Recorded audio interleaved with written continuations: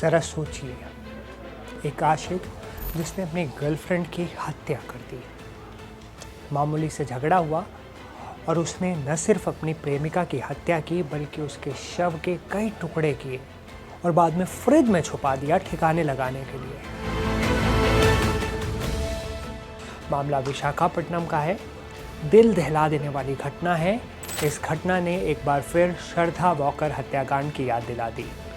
यहाँ एक शख्स ने महिला से मामूली बहस के बाद उसकी बेरहमी से हत्या कर दी। आरोपी यही नहीं रुका, उसने महिला के शव के कई टुकड़े किए और फ्रिज में डाल दिया।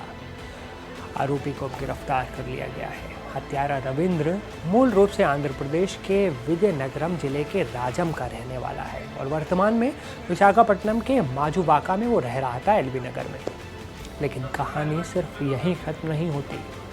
आरोपी पहले से शादीशुदा था, जी हाँ, और जिस महिला की उसने बेरहमी से हत्या कर दी उसके साथ उसके अवैध संबंध थे। ऐसी बातें सामने आ रही हैं। विशाखापट्टनम की इस रूह कांपा देने वाली घटना की डिटेल काफ़ी डरावनी है। 35 साल के रविंद्र ने शादीशुदा होने के बाद भी 29 साल की मोनिका से अवैध संबंध बनाया। मोनिका विशाखापट्टनम की रहने वाली थी। पुलिस के अनुसार कुछ हफ्ते पहले रविंद्र की पत्नी अपने मायके विजयनगरम गई थी। इसी बात का फायदा उठाया रविंद्र ने और रविवार दोपहर को अपनी गर्लफ्रेंड को घर बुला लिया, मोनिका को। दोनों कई घंटों तक घर पे ही थे, लेकिन शाम के समय दोनों के बीच किसी बात को लेकर झगड़ा शुरू हो गया। मामला इतना बढ़ गया कि रविंद्र ने अपना आपा खो दिया। गुस्से में आकर रविंद्र ने चाकू से गोदकर मोनिका की बेरहमी से हत्या की।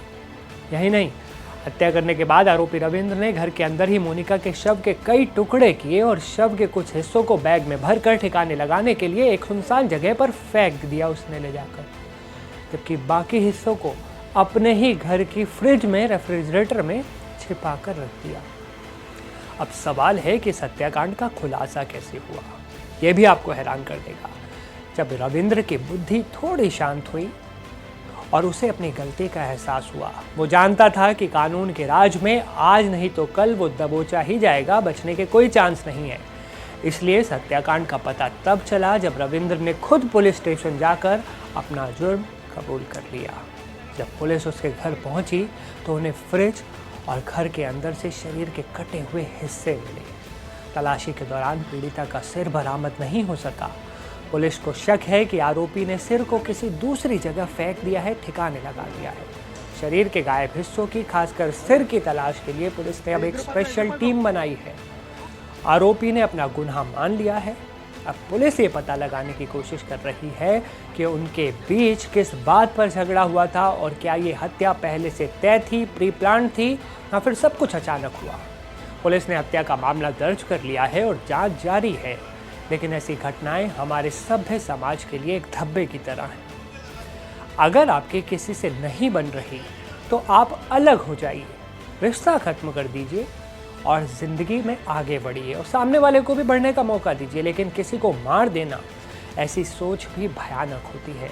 जैसे एक वक्त पर आप इतना प्यार करते थे कि पत्नी होने के बावजूद उसे दिल दे बैठे और अब उसे आपने मार दिया। अपना बहुत ध्यान रखिए और शांत रहिए।